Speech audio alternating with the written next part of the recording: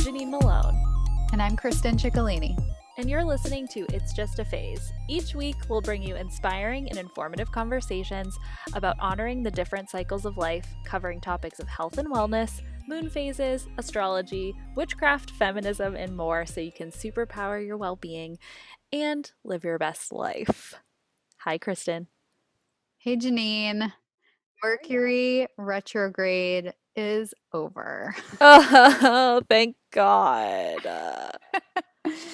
Yes, I guess if you want to jump into the cosmic update here, Let's real do quick. it. Yeah, Mercury stationed direct yesterday, I believe, if you're listening to this on the 13th. Janine, were you spared? No. I don't know if I cursed myself by trying to do an episode about how it's not that bad. But I think honestly, I probably could have predicted that it wouldn't be ideal because I knew I had some recalibrating to do and some readjusting and some slowing down for sure. So I just got a lot of reminders, let's say it that way. How are you? So far, so good. We still have the post retrograde shadow period, but I think the only little snafu was just when I Venmoed you some money that I thought I owed you, and then we had already figured that out, but then you Venmoed me the wrong amount, and we just went back and forth Venmoing each other. It was just a Venmo party. We're not good at math, or I'm not good at math. That was probably the only thing. Oh, I good. haven't texted anybody I wasn't supposed to. Emails all were good. So yeah, I think I'm gonna knock on wood here that Perfect. I still don't get hit. But yeah, so remember we still have that shadow period, the 2 weeks after retrograde ends, where you can still sort of feel the effects a little bit. So it's good to still be thoughtful. Mhm. And I think it aligns well with the current moon phase, which is the waning moon, because it's a time of reflection. And as you're coming down from that retrograde anxiety high, Totally. you start to think about what went wrong, where maybe there were some glitches in your communication, what you could have done differently. Because if we're still feeling those effects, then within the next 2 weeks, we can sort of recalibrate and hopefully make some changes so none of that happens again. Yes. That's definitely the name of the game. And I certainly, like I said, have not only some recalibrating to do, but I do feel like some removing of energy is hella necessary. So I'm Yeah, excited. I love when things line up especially like that when I'm like, oh yes, I do need a waning moon right now. yeah, especially because your birthday is this week and we don't need any negative energy. No more drama. Yes, it is my birthday. My Cancer little crab is so happy. It's on a Friday this year, July 17th. Great day. So that feels good. Yeah, same thing. Just I also really, I mean, I get very reflective around my birthday. I don't know. Are you like a birthday person or you're not a birthday person? I love my birthday, but my birthday is September 1st. So historically, it's the worst time of Oh, year when everyone's either moving or like when I was in school, everyone was going back to school then. So it's just not a good period. Also, Labor Day, everyone's vacationing. And I'm just like, you know what? I'm going to celebrate it myself. oh, that makes me so sad. Yeah, it's like people who have like Christmas babies, and they're like, Yeah, ugh, I always get like it's the rough. joint present. Hate that. Yeah, I'm a little obsessed with my birthday. I mean, like you know about me and everyone who listens to this podcast at this point knows I just love the idea of the beginning of something. So, this kind of period of waning moon, moving into a new year of I'm turning 31. It's not a very exciting year. But it just feels good to be like, okay, this is what I'm leaving behind and this is what I'm bringing forward and it feels nice. So, yeah, I mean, obviously presents and cake are cool too, but I just find that mid-year, it's a good I just love my birthday. The end. Do you have a favorite cake? Yes. I'm so glad you asked. My mom makes this like vegan chocolate cake, and it's so, I mean, I've been trying to be gluten free, but I will make an exception for this cake. It's just like the most delicious. I'm not an icing person, so like you really don't need icing on it. It's so like fluffy and great, and you just put like powdered sugar on top, which I used to call snow as a kid, and I just love it. And it's like it's I will make it for myself on my own birthday, like I love it Mhm. that much. What about you?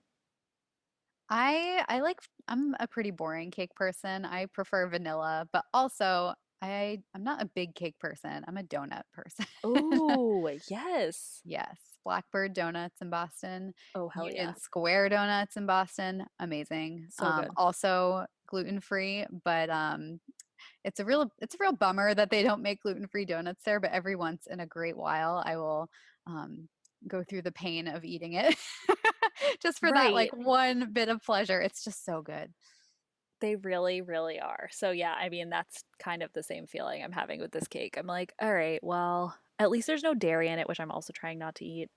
Everyone's heard uh my woes about my elimination diet that I've been on for the last couple of months.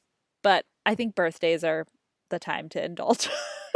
Yeah, and it's always like, "Oh, maybe I'm not sensitive to gluten anymore. Let me try this donut." And it's Oh, like, a hundred "Oh, percent. no, I definitely should not have done that." Oh no. Yeah. So I'll report back, you guys, Yeah, on I how. can't wait to hear about it. But yeah, Um, excited for that self-care. What else are we doing for this waning moon? so yeah, the moon is still waning. So this can be a really good time for rituals involving banishing, removing negative energy. So at the full moon, that's a period of when things are being illuminated, of things that you need to let go. So this can help you sort of clear anything out that feels kind of like it's still hanging around. You can do some cleansing rituals. Smoke is like, I feel like that's the one people gravitate to more, like smoke cleansing. And I don't use sage in my house. I don't know if you do. No. No. So In these houses, we do not use sage because we are white ladies. yes, exactly. So, if you want to know more about that, I know House Witch wrote a really great blog post about that a while back, but we don't use sage, white sage, unless it's like grown in your own garden or, I just prefer as a non-native to avoid it, but you can use anything that's local to you. So there's a lot of mugwort that is grown in front of my apartment, Mm, and that's like free to cut down because it's seen as an invasive species, and my landlord just like raises it every year anyway. So I try to gather a little bit for make my own little smoke bundle. Also a very witchy herb. So totally. yeah, mugwort works just fine. Whatever herbs you do, you can mix it with some lavender, make it smell real nice. You can do rosemary, or you can check out some herbs that are in your lineage that can Yeah. be really good for your practice. Yeah. Also, Any Celtic listeners, as I am Irish 100%. If you've ever seen the color of my skin, you know that. Um, Juniper is one that is in a Celtic lineage. There's a lot of rituals around juniper. oh, I So, bet that smells good. yeah, it smells amazing. And sometimes I can convince myself that a gin and tonic counts as a spiritual ritual. It totally can. It can be whatever you want it to be. Totally. Also, bringing up House Witch again, Erica Feldman, the owner, her book House Magic has a really great recipe for a sage spray. If you don't want to use sage, you could just use the essential oil Hmm. and make a spray to spray around your house instead of They using also smoke. sell that They from do. Lighthouse. It's called That's Holy right. Smoke. I am obsessed with it. That's a great line of products. Yeah, we'll definitely link to that in the show notes because 100%. I love their stuff. Do you like to use smoke? I prefer not to, but how do you feel Um, about it? I honestly don't gravitate towards it like especially anymore. Like whenever, I don't know, it just doesn't really feel aligned for me. Mhm. I have gotten really into using sound. Like I have actually, not to just be like a full house witch segment. Hey Erica, if you're listening. Um, House Witch but Stan. yeah, totally. I have a really beautiful little bell that came in a House Witch spell kit, and I've been using that a lot to clear space, and it feels like energetically very, very good to me. I don't know, smoke just doesn't do it for me Yeah. personally. And if you don't know what we're talking about, it's like if it's basically a smoke bundle or whatever you would call it, an herb bundle.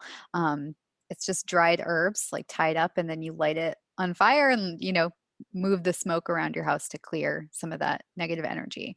But yeah, I find smoke to be a little too heavy. Mm, I feel like it lingers more than I want it to, and it kind of defeats the purpose.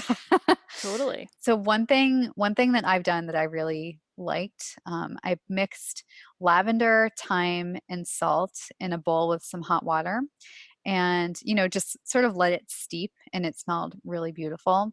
And I opened the windows, and with the cooled mixture I put in some lemon juice and lavender oil, and I would take it around the house. And you can do this cleanse whatever way you want, whether it's just like wafting the scent around the room, or if you want to stick your fingers in the water and spritz it around the house.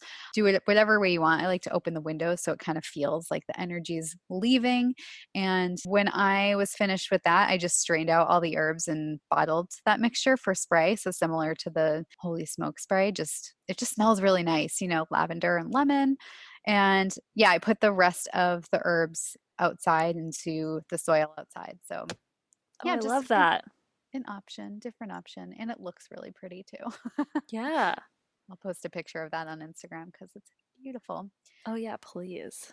Yeah, there's way more alternatives to smoke cleansing if that's not your thing. If you want to do a salt bath, salt's Mm. really good for absorbing negative energy.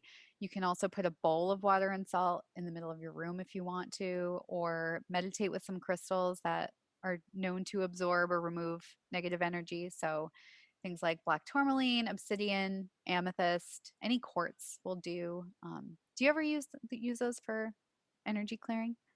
I do. I love tourmaline. I find that to be really helpful, especially for someone who struggles with boundaries. Mm. Um, and I also use selenite. I have like a selenite, like a flat piece, like it's almost like a plank or like a little altar or whatever. And that's what, between readings, that's how I store my tarot cards because it kind of like is meant to cleanse energy and like clear energy. Mm, I love Um, that. yeah, and I really love that. You can't, it is basically, I think it's, has like, I mean, selenite high, the name, it's in the name. There's like salt content to it. So it's not a crystal that you can like bring with you in the bath or make a crystal like an essence out of, but um, I find it really helpful. It's also very good for, you can get like a selenite wand and put it under your bed, and it's supposed to help you have like good dreams and like cleanse through the evening while you're rejuvenating.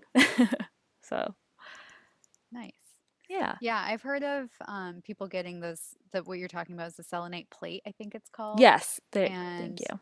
yeah, putting it, so I have a selenite tower, and I can't really put it underneath anything, but I have it near Sure. my computer when I'm doing client calls or, Zoom workshops, stuff like that. Because, there's so many different energies, even through the internet. I Sure. feel like it's a lot to Especially work through the with. internet. Yeah, absolutely. So, yeah, so is there anything that you're trying to let go of in this waning moon? I mean, honestly, a little bit too many things to list, but I'm very excited to have it just feels like um, very aligned, like we were saying, of the Mercury stationing direct, my birthday, waning moon. It's just like, it's time to let go. And that's perfectly fine. I have a little bit of a hard time with that because cancers are notoriously nostalgic. So I I'll take all the like cosmic help I can get. What about you? Yeah, I'm letting go of, or trying to let go of expectations that I've set for Mm. myself. So I mentioned last week on this new program that I'm working on, I was planning to launch it in early September. And, as I mentioned, I'm still deep in the research phase. So having only 8 weeks to kind of, promote it and get it rolling this past week, I was just going crazy. Yeah. I was just, I started feeling it in my chest. And that's when I know, like, okay, you need to regroup and figure this out. So I kind of realized, like, oh, like I put these deadlines on myself, I can change them, Mhm. which I think is the best part of being a business owner and running sort of a business intuitively. Yeah. Just being able to change it, like feel those kinds of things and change them and not have to worry about what other people are going to say, because you are ultimately the person that makes the decisions. Right. And when you're starting to feel stressed, you can always change it. Like I pride myself on being a person who follows through with things, even Mm. the short deadlines that I put on myself. But this time I'm just like, why am I doing this to myself? No, totally. I mean, Yeah, even so that realization is major, you know, to be able yeah. to have the um, awareness of what's going on for you physically and emotionally and, you know, the spiritual side of you, the human side of you, and the entrepreneur side of you. Feels like doing that is taking care of all three of those people. Yeah. Thank you for saying that. That makes me feel better about it. Yeah, of So course. yeah, that's going to be held off a couple weeks, but in case anyone was wondering when that was happening, probably October now, but we'll see. Perfect. I'll keep you updated. But yeah, speaking of intuitive business, today we're interviewing fellow business witch, co-host, amazing, beautiful person, Janine Malone. Do you know her? I've heard of her. Can you speak for her? She's a hack. Just kidding. Never. Don't say that. I'm teasing. So, yeah, speaking of business, I do want to know intuitive business, that phrase, what does that mean to you? And as a person who is a business witch, how do you sort of merge those like left brain, right brain concepts? Yeah. It's funny. I'm not sure that I love the term intuitive business because I think that being in business requires intuition, regardless of whether you call it that or not. Being innovative, finding solutions, seeing opportunities, checking in, like, a rose is still a rose, like whether you call it intuition or not. But I do believe that like marrying intuition and intellect really intentionally is where businesses can thrive because you're really making space for both and you're integrating them. So, what I try to work with in my own business and also with clients is like, how do those things work together and actually amplify each other rather than, doing what you think is expected of you or what you heard on a podcast that successful people do or what worked for you 3 years ago and just like reinventing the wheel. Like it's really important, especially for small business owners like you and me and a lot of the people I work with to be aware of those signs, like exactly like you were saying, like who is telling me that I need to do this by this date? Like if there's a reason and you can back it up, I think that you have the wherewithal to like make anything you want happen in the next 60 days. But if it's something that actually can take a little bit longer and would be made more rich for that, it's brilliant to do exactly what you're describing. Um, you know, like for example, I go through this process with clients that helps them craft a soul statement, which is like my version of a mission statement. And despite the name, it's actually like more structured and more practical than just like a vague. We all have, I'm sure, can think of examples of like mission statements for companies that are like, we are making a better world through good food and community. And you're like, okay, what the actual fuck does that mean? Like, excuse my language, but um, that exercise and that kind of journey that we go through includes meditation, like zooming out to consider the collective impact of our work. It's real and it's married with practical applications. Like, what does it mean to embody your values as a company in every area? Like, for example, if you stand for transparency, what does it look like to be transparent through a hiring process? What does it mean to be transparent about your financials and with your vendors? What does a transparent company culture look like? Like, why does it matter to your industry? Like, really interrogating the things that we say we stand for. Because, I think that's just part of my personal spiritual practice, and what I think is powerful about cycles and powerful about, like, whatever, meditation or tarot or journaling or even growing a business, is that you are marrying, like, what you feel with how you act, right? So I kind of think of the left and right brain as knowing and feeling versus like doing and acting. So that's what I really try to work with clients on. It's one thing to tune into your intuition and hone your values, say you stand for something, say that you see your work making a difference, say that you want to get something accomplished. And it's another to really act that way. So, I work with a lot of retailers, and, for like most of them would say community matters to them. But what does that mean in practice? And like intuitively, what does your community need? In moments like the one we've been in for the last 3 months, they need more support. They need more accessible options. They need more connection, even though they're stuck at home. I'm talking about like the COVID-19 crisis. Like, that is it's intuitive to be able to tune in with your value and give it a new form versus being like, okay, well, this is how it always looks, so we're just going to keep doing that. I'm sure everyone can think of an example of like an email newsletter they're still getting from a brand during this time of crisis. It's like, pack your or whatever, new clothes for your like vacation this summer, and you're like, what? Like, What vacation?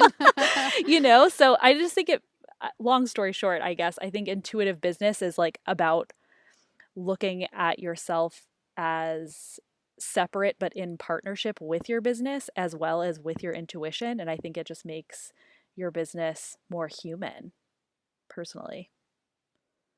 I think small businesses are much better at that than Oh, corporations totally. too, which is kind of funny. Like actually saying what matters to them and embodying that and without it being sort of performative because they're probably a lot more in touch with their customers and with their clientele than corporations really. Corporations spend so much money on all the stuff on market research and their client personas or whatever, but they're often so out of touch, like you're saying. And it's just, small businesses have a really good opportunity to actually live their values. Yeah, absolutely. And I agree with you. And I think it's unfortunate that there aren't more big companies who are really challenging themselves to do this work, because I think it's actually incredibly scalable. Um, it's just a matter of like investing in that, not just in Mm. terms of resources, but like time and uncomfortable conversations and really building a community culture. Because if you're a company that has 500 employees, it's a lot more difficult, and there's a lot more thought that goes into making sure that like everyone from your delivery people to your customer service reps to your middle managers are all giving people the experience that you as an individual person, when you were just like starting out and you got to go along every step of the way, that you would have provided that care. And that takes a lot of work, not only because you're scaling what is what your customers are experiencing, but you actually have to give equal weight to what your employees are experiencing. And you cannot sell something you don't have. So if you're not transparent with your team, you can't fucking sell transparency. You know what I mean? Yeah, and I think as capitalism is crumbling A hundred these percent. last few months, the corporations that have built their companies and their structures on exploitation of their employees, Yeah. now that transparency and having those values and changing all that, it's not scalable for the bigger companies because their entire business model is based off of the opposite of that. Exactly. Yeah. But so we kind of just got right into it, but Oh, yeah. I did want to ask you a couple of the basic questions. But Please. first, I really do want to know, where does the name Spring Tide come from? Yes. Well, spring tide is a thing that happens in nature for real, and it occurs when the sun and the moon are aligned, so twice a month at the full and new moons. The essentially the high tides are higher than usual because of the gravitational pull of both the sun and the moon. So, I really love this imagery because I'm a total sea witch, and also because like my work as I see it, is really about like the effects of aligning your actions with your intuition, flowing with cycles. And like this phenomenon feels like the perfect representation of how our physical surroundings and our lives are affected by forces that we like can't really see. You know what I mean? Like there's like things happen no matter what. The tides come in and out no matter what, but there's something really interesting about like the sun and the moon. So like your actions and your like intuition aligning that make high tides even higher than they could have been. Like I just loved that. So that's where it came from. That is so thoughtful and magical. And I love that Thanks. description and just perfectly describes you and what you do. Oh, thank you. Yeah.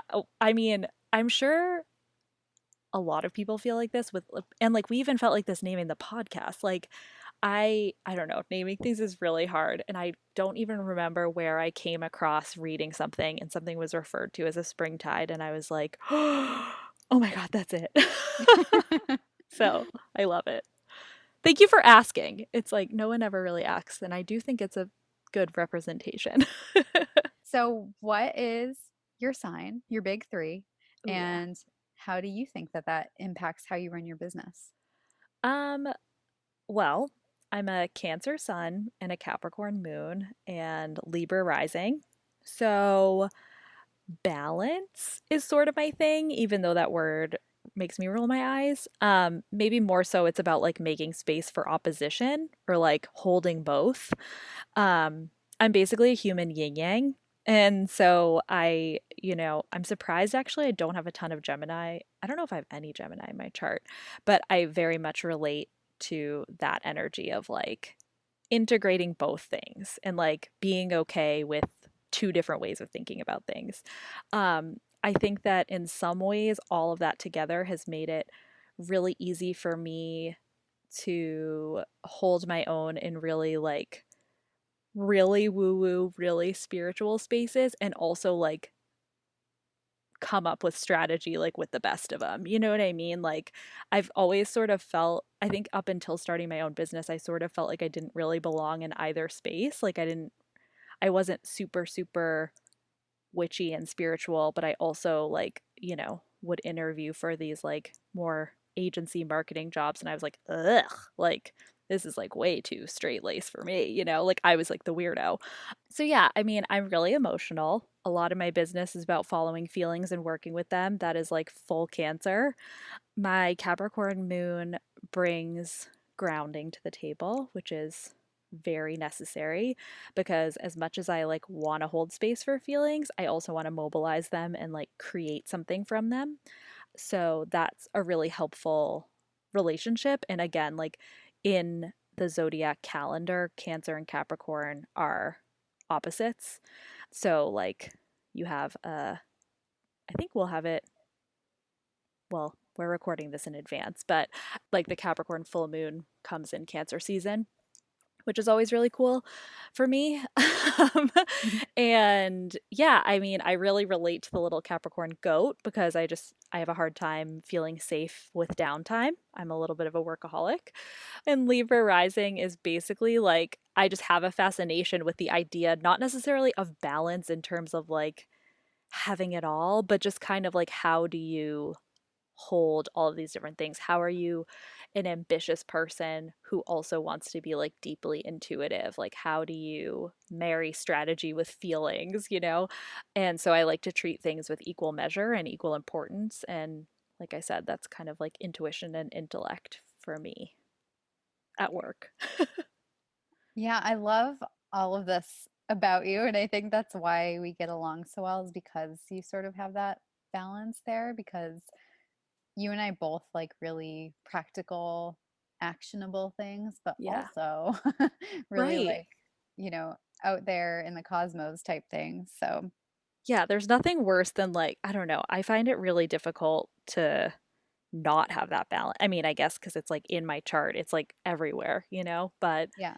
it's very difficult for me to be like too gung ho in one area. Like I'm always checking in with the scales and being like, all right, this is a little too straight laced. I need to add a little bit of woo woo, or like I need to add, or I need some grounding in this moment. Like I'm way too in the clouds.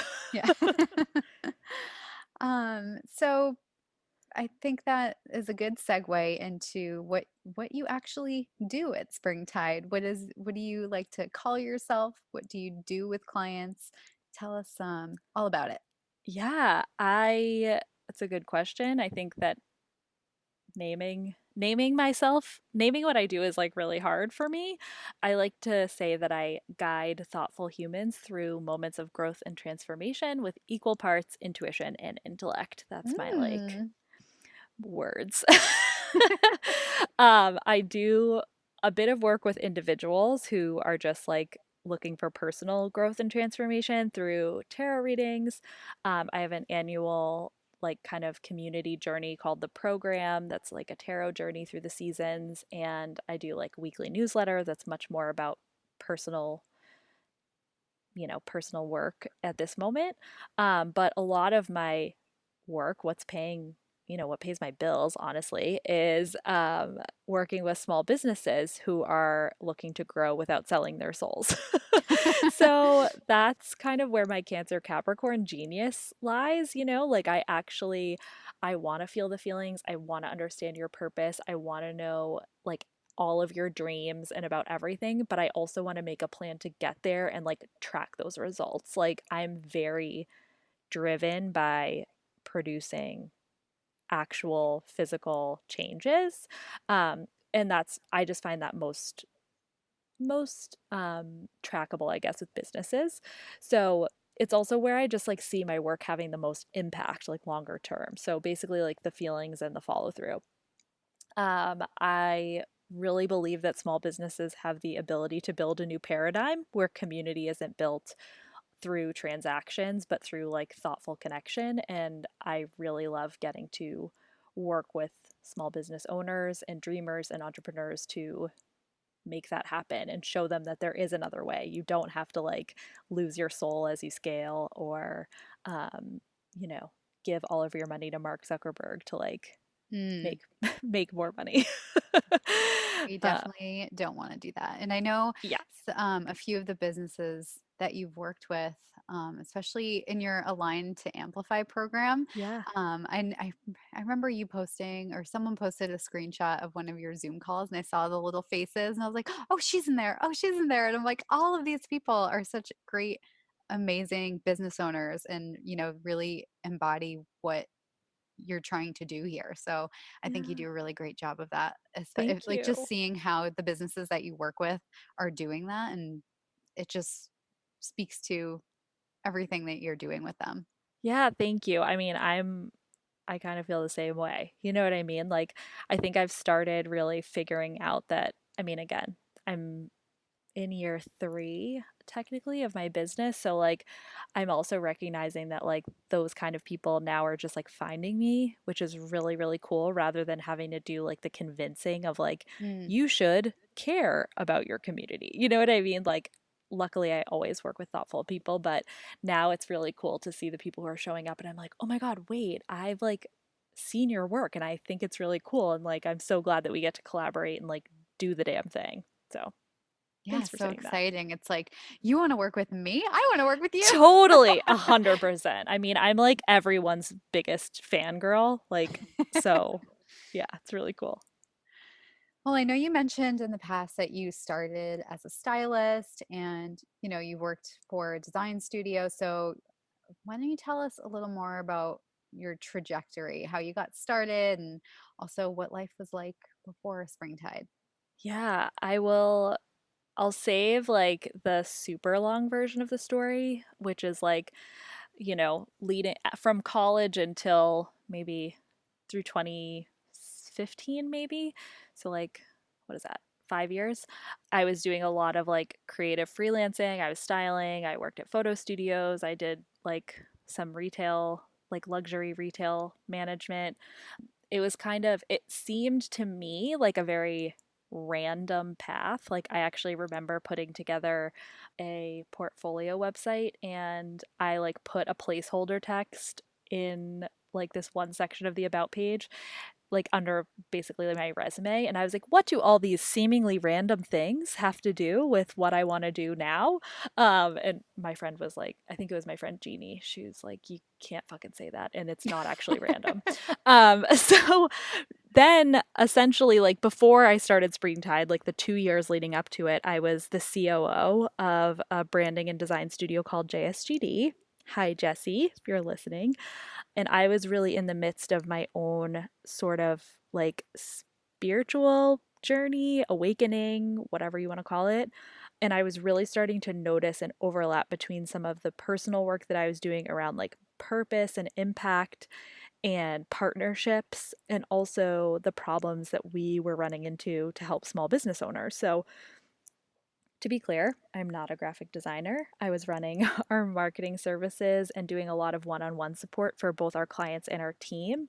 And so when Jess made the decision to close the studio at the end of 2017, I really felt like I had something to offer beyond just like freelance services, which I'd done in the past, or just coaching.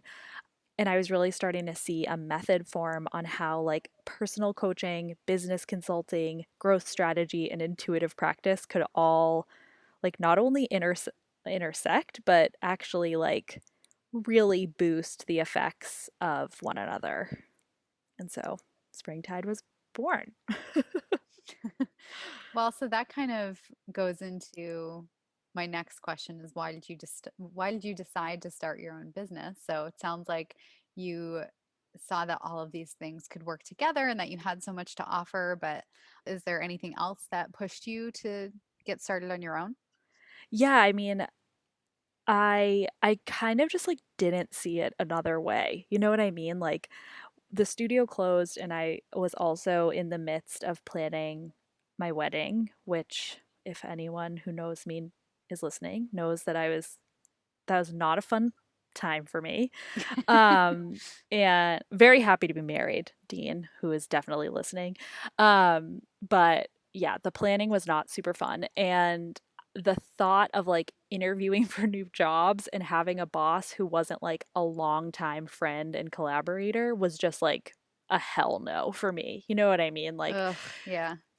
so I mean, I've been so lucky. I've worked with people who have become like lifelong friends. And so, like, again, it's just not to be like all no new friends, but I was like, yeah, no, I can't do this. And so I really just jumped in and like it was really scary and the planner in me was definitely overwhelmed, but it was very much like when are you going to get this chance again? You know, like you learned so much. You're like I felt like I just had everything like right on the tip of my tongue and I was like, okay, let's just like try it, you know? If in 6 months I decide to change my mind, like it's fine. I know I can get a job. You know, like I don't have much worry about that. So that version of me sounds braver than maybe the version of me that shows up every day. So I'm really grateful to her for just doing it.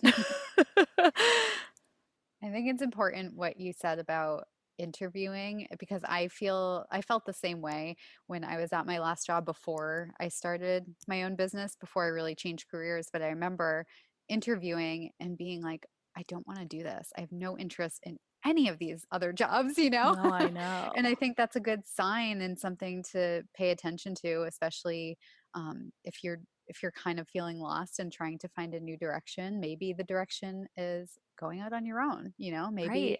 working for someone else just isn't going to work for you. So it's something to consider instead of maybe getting down on yourself if you're feeling like you can't find anything that aligns with you or, you know. I think I'd spent a long time like feeling like a weirdo, you know? Like I had a lot of, like I Mm. said, I've had a lot of different jobs and like once I'm done with them, like I'm done, you know? Like, and I was always like, I actually really felt like that made me weird, and that all these stories I had about myself being a hard worker, like maybe weren't true because I couldn't stick with anything. And I was like, so when this time came, I was like, actually, like, I think that, like sometimes you're just an entrepreneur, like you just see an Yeah. opportunity and you're doing it that way. Rather, it felt very much like square peg, round hole situation. So Hmm. again, I was like, I don't want to regret not taking the opportunity when it was in front of me. So, Yeah. I remember interviewing with one of the local educational mm, institutions around here, and going into the office, there were like a lot of pencil skirts. And I was like, ooh, I don't know if this is ooh, that's a no. I know. I'm like, okay, if I can't wear just like my beat up jean shorts, like working at home, like at least a couple times a week, like, I don't know. Yeah. what you're saying about you're thinking that maybe you're just not a hard worker. Owning a business is the hardest work. Oh, no, you totally. know, you find out that like, oh no, you are a really hard worker. You just weren't in the right environment. Oh, absolutely. And I mean, I'm a hard worker even if I'm in the wrong environment. It's just like, Yeah. why, like I was like, do I just not like work? Hmm. And now I love what I get to do. Does it mean that there aren't like hard days? Like, of course not, but I really believe in what I'm doing, and that just helps. I would argue that that helps everyone, but it really helps me. So our businesses evolve over time. When we get started, it changes from one year to the next, one season to the next, however it looks. So how has Spring Tide evolved over time, and what kind of cycles have you been in? Oh God, so many. Well, at first I was working more directly as like a business coach. So I had 3 to 6 month contracts with clients to work. Honestly, at the beginning, I was like, whatever you want to work on, like I'm available to work on with you. And right when I started, I offered 5 free 30-minute consultations, and I ended up converting 4 of those 5 clients into paying clients. So that felt really good. That's Um, an amazing conversion rate. Good for you. Yes, thank you. It felt really, really good. And it was like the first thing, again, like I just was looking for the signs of like, should I go interview for jobs? And then this happened. I was like, okay, cool, no. Um, so all of them had this common thread of being in big moments of evolution of like the form of their business. So like everything that they believed in when they started their business stayed the same. But like, I had one who was opening a retail store. I had one who was launching like a high value, high touch, like luxury version of the service she was offering. I had these 2 co-founders who were making the decision to take the business full time. I had one closing a seed round of funding. So that was kind of the first aha for me, was like, okay, the moment of transformation is actually like what people are, where they're looking for support, both business strategy wise and also like emotionally, because as we all know, in even our own personal journeys, it's like you kind of need both, right? Like you're moving to a new city and you need to mentally prepare for that, but you also need to like, like you need to whatever, hire the movers and book the tickets and buy the U-Haul or whatever, but like you also need to just like prepare to like say goodbye and to grieve and to start over. And so that was kind of interesting to me, that was just what happened naturally.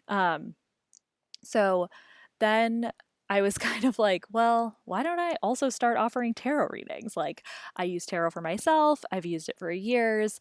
I do use it with business clients, and I thought it could just be like fun because I love meeting new people, and I like the way I approach tarot. I use it in a very action oriented way. And somehow Erica, again, shout out Erica and House Witch, like saw that I was calling myself a tarot reader in some place, and she was like, "Hi, why aren't you reading tarot here?" And I was like, it just felt like the biggest invitation in the whole entire world, because I struggle with imposter syndrome like every other person.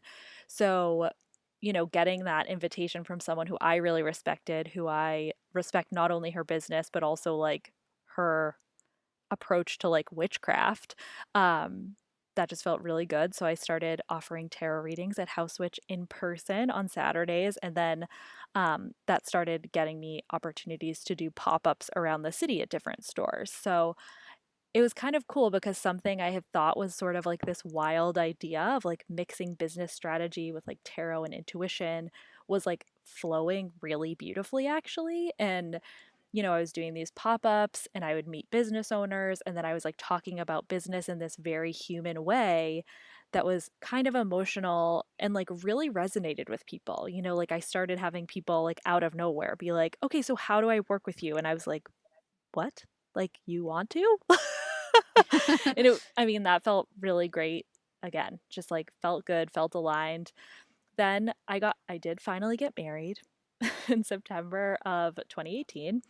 And I was actually offered more of like a full time contract with one of my clients who had secured the funding to help them grow.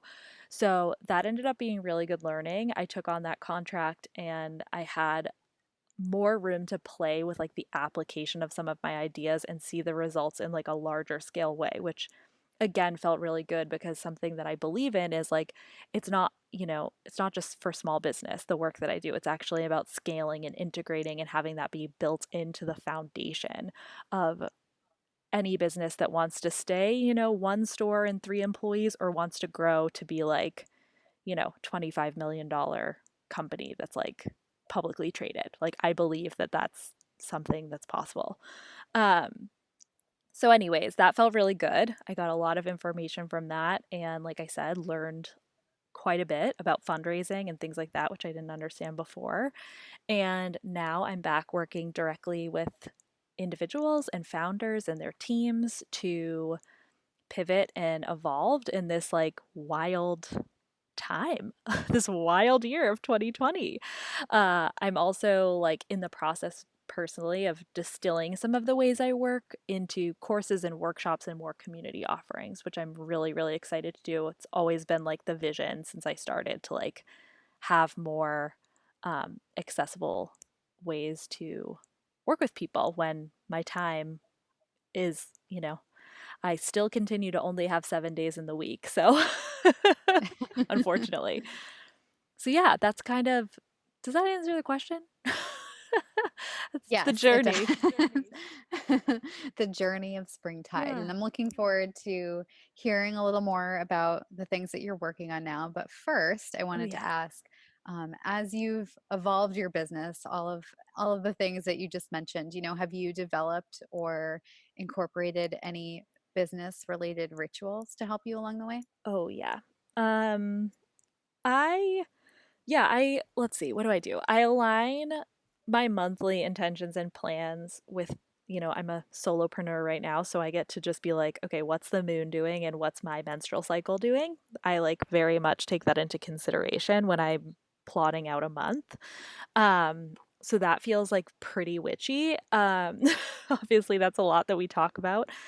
I use tarot all the time. It's integrated into every kind of service that I have.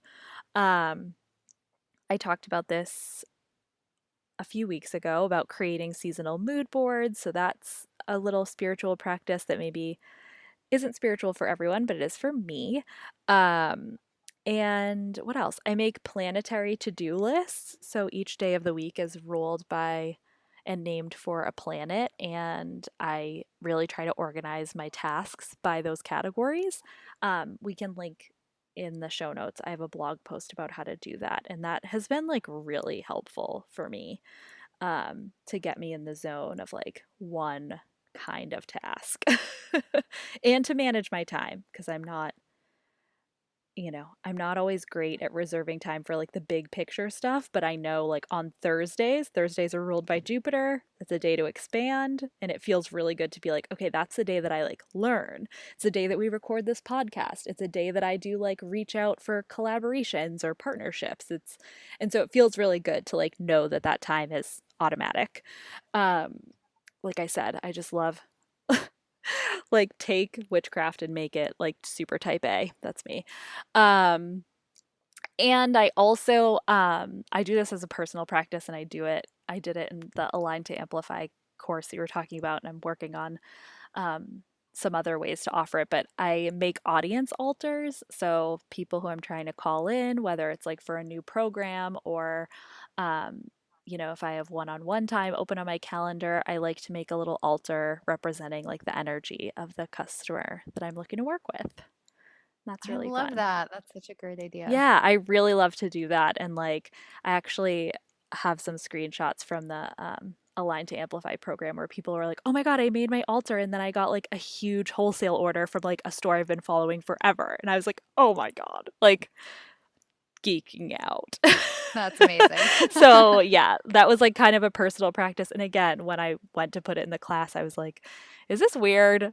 Of course, like, no. If I'm asking, is it weird? It usually means I should do it. But Exactly. Yeah. but I was like It means so it's unique excited. and it's you. Right, exactly, exactly. And it's like it's something that I actually do. Like I try not to recommend stuff to people that like I would never do, but the Mm. core I have, there's a little corner on the right side of my desk that's always set up in some kind of altar. I try to refresh it like around the full moon. So yeah. Yeah, and going back to the planetary to-do list, when Yes. you put that blog out, I saved it and I followed it for a couple Oh weeks, and yeah. I loved it. It was such a great way to plan my week, especially, some weeks you kind of feel like you're flailing and you're like, okay, what do I work on and when, especially when things don't have like super solid deadlines. Yeah. Yes. So I thought that was really helpful. And yeah, Oh we'll link good. that in the show notes. Yeah, I love it. Yeah, so what all this, type A witch stuff, does this kind of bleed into the work that you do with clients and how you approach things with them? Like, what does working with you actually look like? Totally. Good question. It's sort of changing. I'm trying to really systematize. That's kind of the word of the year for me. Because I tend to be like a long-term kind of gal. Like I just don't fuck with acquaintances. I'm like BFF or bust. So it's just like how I roll. Um, and so for a while I've been working solely like one-on-one with businesses and founders, which I love to do, but some of my clients I've had for like a full 2 years, like there's not a lot of turnover. And I think I'm very grateful for that and I love it. But it's also, I want my business to grow. I think that what the stuff that I do is really impactful and I want to find ways to, um, grow that reach. But either way, it usually looks like we meet, we decide if we're a good fit, and I usually like to start out with something that's like more of an intimate session. So, like more of a deep dive into like your business's purpose, the platforms, that kind of my goal in those sessions is to end with like a 90-day reconnection plan. So, to get you on track with your goals, your vision. We marry some of the like intuitive practices with like revenue goals or audience growth goals. And it's really this like, yeah, quarter long plan, season long plan. And so from there, I can jump in to help execute, or you can take the plan and run. Like it's totally yours. If you have a team, you guys can do the damn thing. And there's a few different ways that we can kind of continue to work together throughout. Long term clients get weekly check ins with me, and some execution assistance like content calendars, intuitive analysis, monthly strategy sessions. And those are usually set up again in like seasonal packages with specific goals attached. So that's usually what it looks like. Like I said, it's like kind of evolving, but I think that the um, deep dive first is like really important because you got to get down to that like core purpose and value, like that. And that's a lot of things that business owners don't spend a ton of time thinking about. So it just does a disservice. I found this a lot when I was at the design studio where like someone comes to you and they're like, okay, I really want to launch like this app. And you're like, cool, sounds great. We're a design studio. We can do that. And then 3 months in, you realize that like the reason they thought they wanted to start an app was because they wanted to grow their audience because they have this huge product coming out. And it's like, okay, well, we actually probably could have found like a better solution. You just saw that everyone in the world is doing apps. So that's what you decided Mm. to do, which is totally fine. But I really like to make sure before a ton of time and money is invested that we're really aligned on like the intention of the business and the impact of the business and can kind of make decisions that are like effective from that place, if that makes sense. You mentioned intuitive analysis. Can you explain what that means? It sounds important. It sounds really It interesting. sounds important.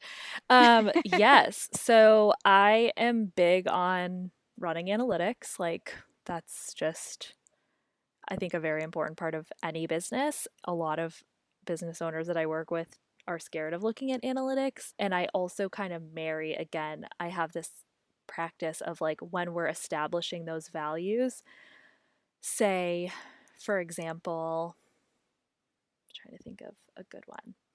For example, I have a client who one of their core values is really about community and like connection and networking, right? So one of the, we have our standard analytics like how many emails did you send, what was the conversion rate, what was the open rate, click rate, sell through on those products, et cetera, et cetera. Of course we're going to track those, we're going to talk about them. Then we're going to make space for like how did the month, if we're looking at the monthly or week, feel to you? Did it feel like you were pushing harder than the results you were getting back? Did it feel like you were really in flow? Were there missed connections or misunderstandings?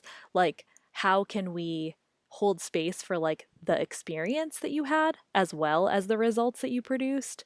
And also those key values like community or connection are going to have specific to the brand KPIs, if you will, key performance indicators, or if you want to get like so corny, magic metrics that you're also looking at, that like not every business is going to be really critical of how many people they have in a Facebook group, say, or their retention rate for customers.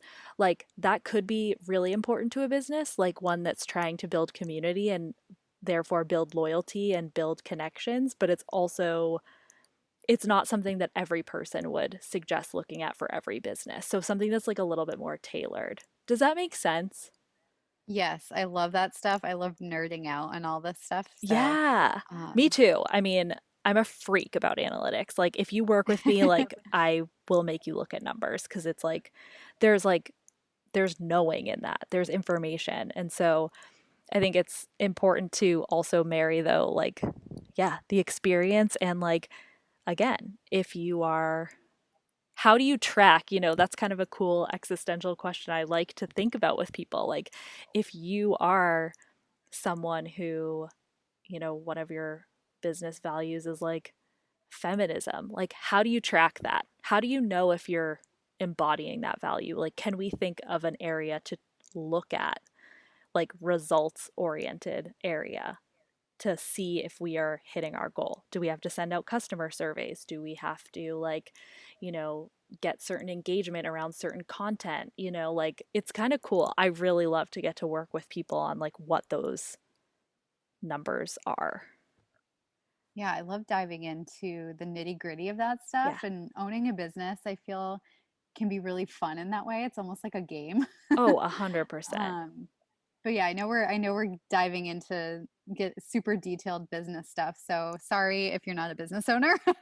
But for those who aren't business owners or for business owners who are interested, I know you also offer um, your annual program called the program. Yes. Do you want to share a little bit more about that? Yeah, so I'm running the second year of the program right now, and it's a 12-month journey where we kick off the year with an annual tarot reading, and then you get seasonal readings with me around the solstices and equinoxes, and we really talk about like what's coming up and what you're working on. So it's like a mix of personal support and accountability and tarot, and same thing. That's kind of evolving, but I love doing it. so far for the last 2 years, I've accepted 12 people in, and it's been so awesome. Like, I just wrapped up the summer readings and they were like so juicy and good. And yeah, again, it's just like a really actionable way to like, okay, this is the energy that's showing up for you, but like, how can we actually use it based on what you want to have happen in your life?